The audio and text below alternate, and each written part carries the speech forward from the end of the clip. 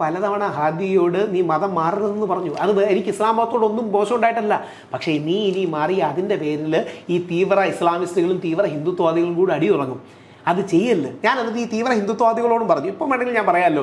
ഞാൻ പറഞ്ഞു, നിങ്ങൾക്കൊരു നിർബന്ധിത മതപരിവർത്തന നിരോധന നിയമമാണ് ആഗ്രഹമെങ്കിൽ നമുക്ക് നിമിഷ ഫാത്തിമയുടെ കാര്യം എടുത്താൽ മതി. കാര്യം നിമിഷ ഫാത്തിമ എന്ന് പറയുന്നത് ഇപ്പം ഇന്ത്യയിലില്ല. നിമിഷ ഫാത്തിമ എന്ന് പറഞ്ഞാൽ ഒരു മേജറിൻ്റെ സഹോദരിയാണ്. നിമിഷ ഫാത്തിമ അഫ്ഗാനിസ്ഥാനിലോ സിറിയയിലോ ആണെന്ന് നമ്മൾ പറയുന്നത്. അതിൻ്റെ പേരിലാണ് കേരള സ്റ്റോറിയുടെ കഥ.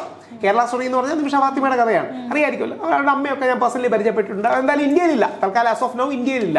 ഞാൻ പറഞ്ഞു, അവരുടെ കേസ് റൈസ് ചെയ്താൽ മതി. ആറ്റുകാൽ അമ്പലത്തിനടുത്ത് വളർന്നൊരു കുട്ടിയാണ്.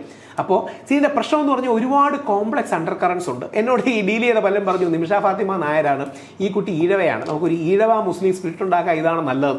ഞാൻ പറഞ്ഞു, എൻ്റെ കൂട്ടുകാരാ, എൻ്റെ സുഹൃത്തെ, ഇങ്ങനെ വ്യക്തികളെ വെച്ച് കാർഡ് കളിക്കരുത്, നമ്മൾ ചെസ്സ് കളിക്കരുത് ആൾക്കാരുടെ ജീവിതം വെച്ച്. ഞാൻ എന്നിട്ട് പറഞ്ഞു, അഖില ഹാദിയയ്ക്ക് മതം മാറാൻ ഒരുപാട് തവണ മതം മാറലെന്ന് ഞാൻ പറഞ്ഞു നോക്കി. അത് ഇസ്ലാമിനോടുള്ള വിരോധവും ഹിന്ദു മതത്തിലുള്ള അമിത ഇഷ്ടം കൊണ്ടോ ഒന്നുമല്ല.